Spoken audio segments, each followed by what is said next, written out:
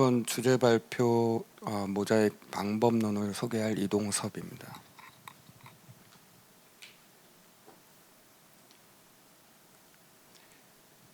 네, 저는 SK 하이닉스에 소속되어 있고요. 공식적으로는 이제 작은 팀 리딩을 하고 있는데 부수적으로 SOC 아키텍트로 부여받고 업무를 수행하고 있습니다. 주로 메모리, 그다음에 스토리지 솔루션의 아키텍처, 그다음에 최적화 관련한 연구를 하고 있고요. 미래에 발생할 문제들 이런 것을 선행적으로 탐구하고 해법을 좀 연구하는 그런 역할을 갖고 있습니다. 오늘 5개 챕터로 말씀드리려고 하는데요. 먼저 얘기하고자 하는 화두를 좀 말씀드리고, 그 다음에 이 화두와 관련된 업계 동향, 그 다음에 기술 트렌드 이걸 좀 간략하게 짚어보고, 그 다음에 실제로 저희가 연구하고 있고 앞으로 방향이 되지 않을까라고 제안하고 있는 모자익을 소개해 드리려고 합니다. 모자익이 어떤 설계 철학을 제안할 거고요. 이거를 가상을 했을 때 앞으로 한 10년 로드맵 후에는 어떤 효과가 있을까 이걸 한번 예측을 해보겠습니다. 그리고 마지막으로 결론을 짓고 정리를 해보도록 하겠습니다. 먼저 화두로 무어에 대해서 한번 짚고 넘어갈 텐데요. 지금 현재 그림이 좀 잘 보이실지 모르겠습니다만 가나 다라 해서 4개의 그림을 찍어왔고요. 가는 우리가 실리콘 공정들이 계속해서 발전해 왔지만 지금은 거의 한 5년 전부터 우리가 원가에 대한 압박이 시작됐고 공정 개선으로 이 효과는 오히려 비싸지고 있더라라는 트렌드를 지금 보이고 있고요. 그 다음에 나는 개발 코스트에 대한 트렌드를 좀 보이고 있어요. 이게 이제 일반화된 IBS가 발표한 건데 과자마다 조금씩 특성은 다르겠지만 16나노에는 뭐 대략 1000억의 개발비가 들더라. 근데 그 다음 공정 이렇게 넘어가면서 비용은 익스포넨셜로 늘어나더라. 그러면은 1000억에서 5000억 이런 개발비를 들여서 실리콘을 개발할 텐데 그러면 ROI가 나오는 포인트는 어디냐라는 거는 우리는 다시 따져봐야 된다. 이게 메시지가 되겠습니다. 다에서 보이는 거는 우리가 공정 여러 제너레이션들을 비교를 해본 건데요. 여기서 이제 에리아, 그 다음에 파워, 그 다음에 스피드 이걸 비교해 볼 때 공정이 개선되는 거는 맞는데 근데 에리어의 게인은 점점 더 줄더라 하나. 그 다음에 파워도 그렇게 드라마틱하게 줄지 않더라. 데나드 스케일링이 끝났다. 그 다음에 퍼포먼스도 마찬가지입니다. 라가 좀 집중해 볼 만한 내용인데요. 저희들은 이제 솔루션에 들어가는 SOC를 하다 보니까 메모리를 붙이면은 아날로그, 그 다음에 특히나 이제 메모리 간 SOC 간 인터페이스는 IO로 뭐 DDR이 됐던 랜드가 됐던 많은 IO들을 가지게 되는데 얘들이 공정에 의한 개인이 없더라. 앞으로는 더더욱 이게 심각해질 거다. 요게 이제 첫 번째 화두가 됩니다. 두 번째 화두는 저희 그러니까 SK 하이닉스에서 솔루션으로 하고 있는 일들, 그 다음에 유사한 비즈를 하고 있는 모사들 이런 애들이 다들 겪을 만한 앞으로 한 10년 뒤에 문제들이 뭐냐라는 걸 좀 나열해 본 건데요. 테이블의 맨 위에 호스트라고 한 걸 보면 우리 인터페이스에는 메모리를 인터페이스하는 인터페이스는 UFS, 그다음에 PCI, 뭐 요즘 얘기하는 CXL 이런 큰 굵직한 인터페이스 스탠다드가 존재하는데 얘네들이 계속해서 마이그레이션 되고 있는데 물론 이제 고객이 원하니까 스피드를 높이고 밴드위스를 확보하고 등등의 요구사항이 있기 때문에 제너레이션이 발생합니다. 예를 들면 UFS는 대략 한 4년마다 밴드위스가 더블링 되는 트렌드로 가고 있고 PCI는 대략 3년마다 더블링 되는 추세를 가지고 있어요. 그 다음에 CXL은 PCI를 그대로 사용하면서 대략 한 1, 2년 뒤에 스탠다드가 완료되기 때문에 거의 PCI하고 동일하게 특성을 가질 겁니다. 가운데 낸드하고 디램을 좀 보여드리고 있는데 이거는 딱 뭐라고 우리 회사 뭐 이런 건 아니고 대체적으로 인더스트리에 낸드를 만드는 벤더들이 이런 트렌드로 아마 움직일 거야 라는 점을 찍었다고 보시면 될 것 같아요. 오늘 이 시점 22년에 뭐 대략 한 200단 삼성이나 마이크론이나 SK나 대략 저 정도를 가지고 있고, 그 다음에 대략 낸드들은 1.5년마다 테크 전환을 해가면서 다음 세대로 덴시티를 높여가는데, 그래서 점을 딱 찍어보면 지금 보시기에도 6, 7개가 딱 보일 겁니다. 10년 안에. 얘네들마다 이제 덴시티만 높이는 게 아니라 파워도 개선해야 되고 특성도 뭐 확보해야 되고 여러 가지 옵션들이 들어가면서 저걸 인터페이스 할 때마다 SoC는 다른 피처의 리퀘어먼트를 갖게 됩니다. 디램도 이런 니즈들이 존재하는데 디램, 뭐 D5, MTS가 계속 바뀔 거고요. 그 다음에 덴시티도 높아질 거고, 그 다음에 디램이 로우코스트형으로 갈 수도 있고, 뭐 잘 아시는 GDDR 같은 형태로 갈 수도 있고요. 그 다음에 뉴 메모리 형태, 남벌러타일 메모리 형태로도 갈 수 있고, 이런 것들을 다 인터페이스를 해야 된다라는 게 이제 숙제가 됩니다. 맨 마지막에 스토리지 솔루션, CXL 솔루션, 이게 이제 결국에는 솔루션으로서 저런 메모리들을 인테그레이션하고 호스트 인터페이스와 커넥티비티를 만들어주는 누군가가 존재해야 되는데 그게 이제 SoC가 되겠죠. 얘네들이 조건을 아주 축약해도 최소한 요번 10년에 15개는 만들어야 돼. 요게 이제 핵심입니다. 실제로 저는 개인적으로는 15개 갖고 안 될 걸 이렇게 생각을 하고 있습니다.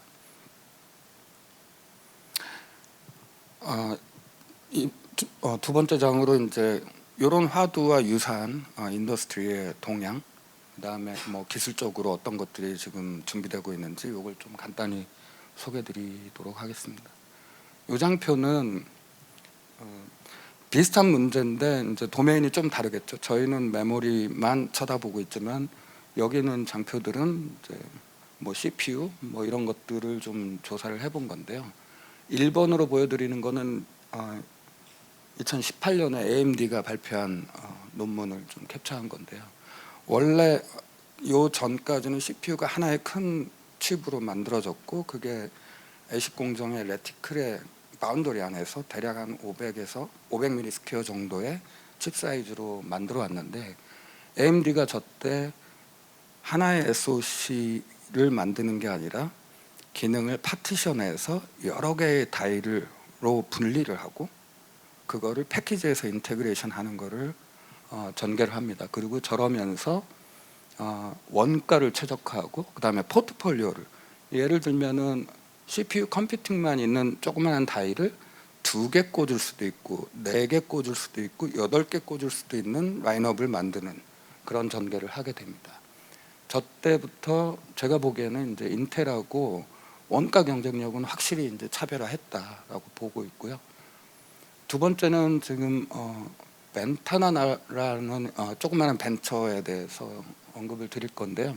얘네들은 리스크5라는 CPU 코어를 여러 개를 인테그레이션해서 컴퓨팅만 하는 칩넷을 하나를 만들고 이걸 가지고 이제 비즈니스를 하는 애들이에요. 그래서 이번에 네모박스로 그리드로 보여드리는 게 이제 벤타나가 제시한 칩넷 솔루션이고 그 밑에 BOW라고 번치 오브 바이어 저 인터페이스를 통해서 어나더 커스터머는 저 시스템을 인테그레이션 할 수 있다, 이런 제안을 하고 있습니다. 3번으로 보여드리는 거는 뭐 잘 아시는 M1 애플의 CPU를 소개하고 있는데요. 이 그림 4개 중에서 세 번째가 M1 맥스라는 애고요. 21년 10월에 저게 먼저 발표됐는데 22년 초에 3월에 M1 울트라라고 해서 M1 맥스를 2개를 패키지 안에서 바로 붙이는 형태로 솔루션을 제시합니다. 저거 가지고 아마 스튜디오, 애플 맥 스튜디오를 양산하게 될 텐데 이거의 의미는 레티클에 딱 얼라인된 430mm 스퀘어짜리 CPU를 하나 만들었는데 이거를 미러링 할 수 있도록 설계를 했다는 얘기입니다. 저런 일들이 왜 벌어지느냐, 말씀드린 것처럼 실리콘을 만들 수 있는 레티클의 제약, 이런 제약 안에서 혹은 작게 만들어서 칩의 디펙의 확률을 줄여서 원가를 최적화하는, 혹은 기능을 파티션해서 어떤 애는, 예를 들어 IO 특성이 많은 애들은 로우엔드 실리콘 공정을 쓰고, 그다음에 컴퓨팅을 많이 해야 되는 경우는 하이엔드 실리콘 공정을 써서 공정 믹스를 할 수 있는 옵션을 가지고 있다. 이 세 가지 밸류를 가지고 업체들이 전개를 하고 있는데, 그렇게 할 수 있는 기술들이 이제 최근에 많이 이야기가 되고 있습니다. 특히 이제 CD가 됐던 회사들은 인텔, 암, 여러 가지 회사들이 있는데, 여기 장표에서는 하나의 큰 덩어리를 만들 때 사용하는 인터커넥션 방법으로 온칩 버스가 설명이 됐고, 지금 이 방법으로는 크게 칩을 만든다는 뜻이에요. 근데 이거를 파티션 한다는 얘기는 칩과 칩 간의 인터페이스가 존재할 텐데, 마치 AMD 2018년 인테그레이션 방식처럼 PCI 같은 서데스를 쓸 수도 있고, 근데 최근에 인텔이나 혹은 UCI 컨소시엄 같이 와이어 번치, 매니 와이어로 가까이 칩과 칩을 붙여서 로딩을 짧게 하는 기술이 전개되고 있다. 요게 이제 요 장표의 핵심이고요. 저희들은 UCI라는 PCI와 이름이 비슷한데 유니버설 칩넷 인터커넥트라는 스탠다드를 의미 있게 보고 있고, 저게 아마도 솔루션의 전개 방법에 돌파구가 될 수 있겠다라고 보고 있습니다. 저 아이디어를 이제 인테그레이션해서 저희는 M링크라는 방법으로 통합을 해가고 있습니다. 지금까지 이제 화두를 던져드렸고, 간단하게 기술 동향, 그다음에 업계 동향을 말씀드렸는데, 이제부터는 이제 모자익이라는 걸 좀 소개시켜드리려고 합니다. 복잡한데요. 저 뒤에 계신 분들은 잘 안 보이실 수도 있는데, 핵심은 이겁니다. 기존에 우리가 솔루션을 핸들링하는 SOC는 하나의 SOC로 설계했습니다. 그래서 이런 메커니즘으로 지난 10년을 우리가 대응을 했는데, 앞으로 10년에 벌어질 솔루션 로드맵을 이렇게 대응할 수 있을까에 대해 원론적인 고민을 했고, 그 다음에 업계 동향을 보니 유사한 고민들이 있었고, 그들 나름대로 기술적인 챌린지를 해결해 가면서 스탠다드화까지 갔더라. 그래서 우리도 솔루션을 파티션 할 수 있겠다. 특히 메모리, D램이나 낸드 같이 IO가 많은 인터페이스에서는 분리해서 로우엔드 공정을 채용하고, PCI 혹은 호스트 인터페이스와 같은, 혹은 컴퓨팅 펑션이 들어가는 것은 하이엔드 공정을 써서 공정 테크 믹스를 통해 원가를 최적화할 수 있겠다. 이것이 이제 모자익의 핵심이 됩니다. 모자익은 알파벳 6자로 구성되어 있는데요. 모듈러 설계를 하고, 오브젝트 오리엔티드 설계를 하고, 스케일러블 설계를 하고, 아키텍처를 패키지 레벨로 확장하는 개념으로 정의를 하고 있고요. 인크리멘탈 체인지, 애초에 우리가 과제를 기획할 때 모든 것을 픽스할 수 없지만, 만약에 작은 칩넷으로 구현하고 스케일러블 할 수 있다면 기능마저도 후에 확장할 수 있겠다. 이 컨셉을 정리하고 있다고 보시면 될 것 같습니다. 요거는 이제 알파벳 MOSA 모자익의 처음 4자를 설명드린 건데요. 왼쪽에 M은 모놀리식 설계하던 거를 칩넷으로 파티션 하겠습니다 라는 뜻이고, O, 오브젝트 오리엔티드, 피처, 펑셔널리티에 집중한 오브젝트 오리엔티드로 칩넷을 파티션 하자라는 뜻이고요. S는 스케일러빌리티는 칩 투 칩 인터페이스를 다이 투 다이 인터페이스로 정의를 하고, 그 피처는 UCI를 따르겠다. A는 패키지가 곧 아키텍처 도메인으로 들어와야 된다. 이 컨셉을 설명드리고 있습니다. 그 예로 이제 하나를 보여드리고 있는데요. 아마도 O에 보이는 대 6개의 칩넷을 우리가 갖고 있으면 밑에 A로 설명드리는 포트폴리오를 우리는 자연스럽게 확장할 수 있겠다라는 것을 보여드리고 있습니다. 역시 이제 마찬가지인데요. 점진적 전개, incremental change의 표현입니다. 예를 들면 6번 그림 같은 경우는 풀드 메모리이면서 D램도 붙이고 난발라타일 뉴메모리도 붙이고 낸드도 붙이겠다라는 제품이 언젠간 나올 거다. 혹은 PIM 같은 AI 오프로딩 메모리도 언젠간 나올 건데 이게 하나로 인테그레이션 되는 리퀘어먼트가 생길 수 있다. 실제로 기획은 오늘 이 시점에 이 기획을 할 수가 없을 거예요.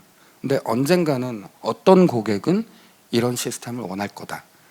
이걸 구상할 때 우리는 작은 칩넷 몇 개를 미리 확보하고 필요로 하는 칩넷만 새롭게 만들어 통합하자. 이게 인크리멘탈 체인지의 컨셉이라고 보시면 될 것 같습니다. 지금까지 말씀드린 내용을 가지고 이제부터는 이제 사고 실험으로 이렇게 전개하면 어떤 효과가 있을까를 좀 정리를 해봤는데요. 10년을 가본 게 아니니까 이제 순수하게 예측이라고 보시면 될 것 같습니다. 일단 카테고리 8개 정도만 좀 나열을 해봤는데 오른쪽의 그림 방사형 그래프를 보시면 빨간색으로 숫자 2개를 먼저 집중해 주시면 파워는 늘어납니다. 전제는 제가 테크 믹스를 하겠다고 말씀드렸으니까 예를 들어 어떤 부분 메모리 인터페이스는 뭐 TSMC 12나노 테크로 가겠다. 호스트 인터페이스는 TSMC 7나노 혹은 5나노로 가겠다. 요 두 칩넷 간에 기존에 없었던 다이 투 다이 인터페이스에 생기는 오버헤드가 애드될 건데 그 오버헤드를 계산해 보니 5% 정도 토탈 파워 인크리멘트가 있었다. 이 전제는 메모리에서는 우리가 기존에 모놀리식으로 설계를 하던 칩넷으로 모자이크로 묶던 메모리 자체의 파워는 바뀌지 않습니다. SOC를 구성하는 SOC 칩넷 거기서 애드되는 파워가 5%가 될 것 같고 시스템 레벨에서 5%는 어쩌면 따져볼 만한 거 아니냐? 이게 이제 화두가 될 것 같고요. 밑에 120%로 되어 있는 1단계 T8 이게 모놀리식은 하나의 칩을 크게 만드는 건데 칩넷으로 가자고 했으니까 펑셔널 파티션한 그 칩넷 개수를 동시에 개발하는 첫 번째 단계가 분명히 필요합니다. 그 얘기는 이제 칩 2개를 테이프아웃 해야 된다는 거죠. 그때 벌어지는 시간을 계산해 보면 대략 20% 오버헤드가 생길 거다. 그런데 파란색으로 표현드리는 게 이제 밸류인데요. 원가는 무조건 세이브 됩니다. 작은 칩으로 만들어지고 특히나 모놀리식에서 우리 메모리 솔루션들 보면 D램 인터페이스하는 I/O가 칩의 엣지에 쭉 배치돼요. 혹은 낸드 인터페이스를 하는 I/O가 칩의 엣지에 배치돼요. 이게 칩의 나이 사이즈를 사실은 결정합니다. 그걸 우리는 I/O 리미티드라고 얘기하는데 대체로 메모리 솔루션들이 I/O 리미티드예요. 근데 만약에 메모리 인터페이스를 작게 만든 칩으로 분리해낸다면 이 리밋이 이제 깨지게 되는 겁니다. 그러면서 이제 원가가 세이브 되고 두 번째는 테크믹스를 제가 말씀드렸는데 12나노 공정과 7나노 공정의 웨이퍼 코스트는 대략 2배입니다. 이걸 유지할 수 있다면 12나노 공정을 썼던 다이에서의 원가 최적화가 애드될 거고요. 칩 사이즈가 작아들기 때문에 디펙트 덴시티가 줍니다. 그래서 일드가 높아진다는 얘기가 됩니다. 요 전체가 결국엔 원가를 해결하고 테이프아웃 수도 줄고요. 마스크비도 줄게 됩니다.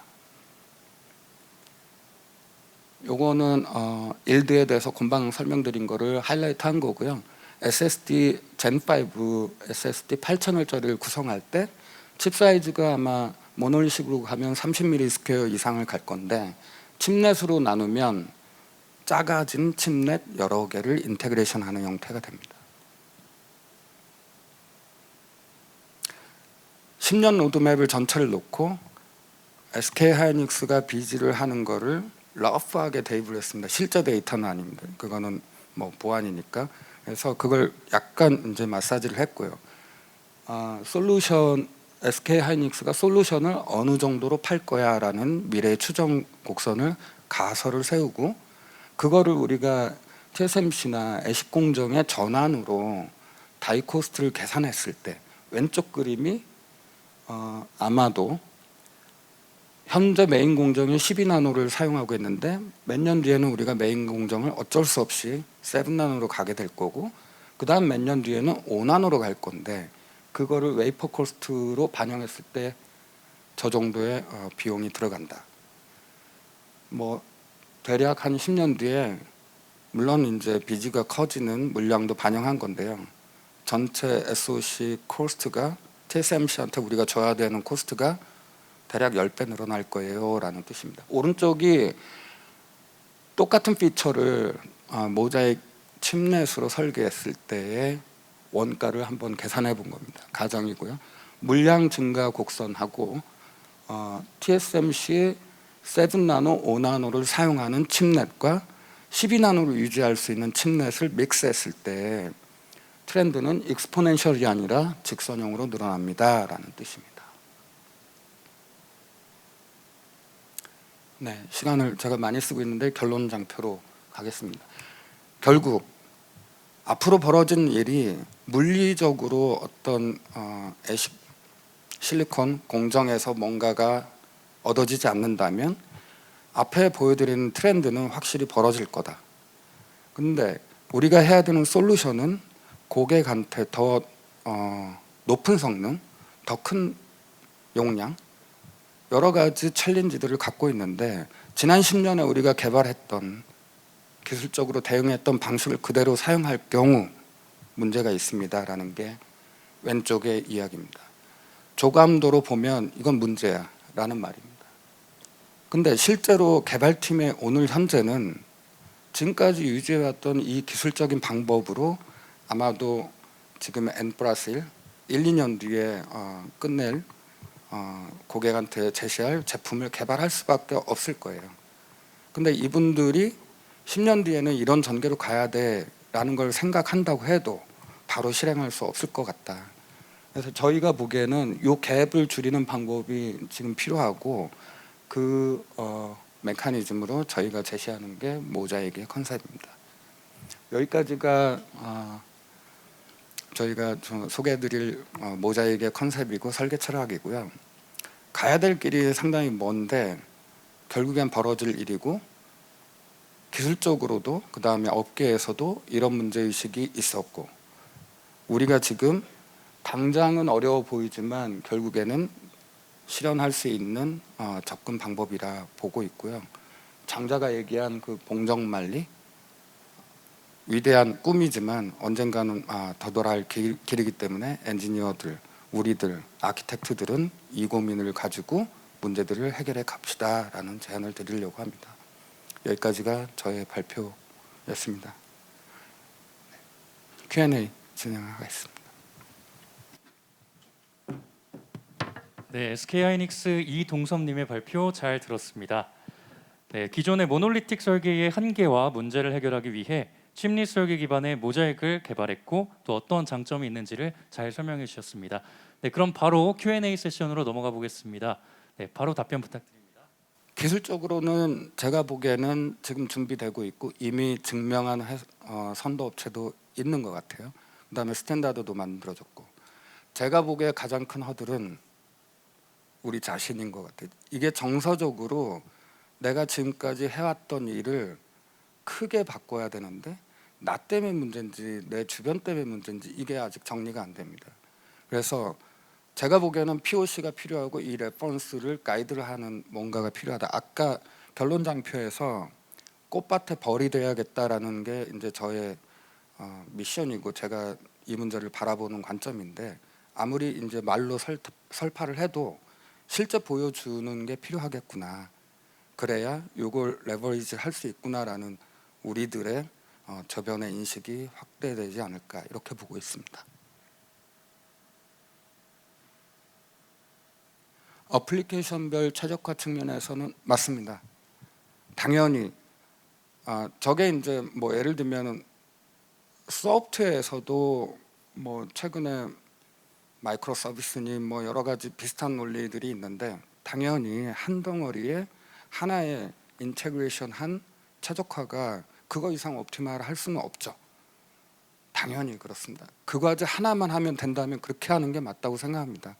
근데 제가 이제 솔루션에 뭐 화두에서 솔루션 로드맵에 문제가 이런 게 있어요라고 말씀드렸던 것처럼 과제가 15개로 끝나지 않을 거라고 저는 생각해요. 어떻게 커질지 모르겠고 지금 뭐 예를 들면 컴퓨테이셔널 메모리 이게 어떻게 번질지 저희들은 예측하기 어렵다고 생각해요. 근데 그런 문제들은 결국은 만날 거고 그걸 풀 수 있느냐, 풀 수 있는 방법이 뭐냐 이게 이제 칩랩형 IP 그것들의 인테그레이션으로 점진적으로 풀어야 되지 않을까 이렇게 보고 있습니다. 네, 그럼 이상으로 Q&A 시간을 마치도록 하겠습니다. 발표해주신 SK 하이닉스 이동섭님께 다시 한번 큰 박수 부탁드립니다. 감사합니다.